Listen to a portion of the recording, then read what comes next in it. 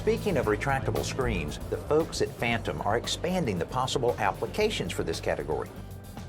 If you have an opening at your home that you would love to screen in, but you don't want the screen there all the time, then a retractable screen is a perfect way to go. Now, this particular one from Phantom Screens has a lot of really cool features in it. First of all, it's pleated in a kind of an accordion design, and one of the big advantages there is it takes up very little room as it retracts into its housing. You know, if you had a regular spool, it'd take up a lot of room on this side of the opening. Also, it has almost a non-existent threshold or track on the bottom of it, which big advantage there is that you won't be tripping over it, and it makes it very easy if you're using a wheelchair to wheel in and out. That way you can really enjoy closing in a large opening and let the outside in without letting the bugs in.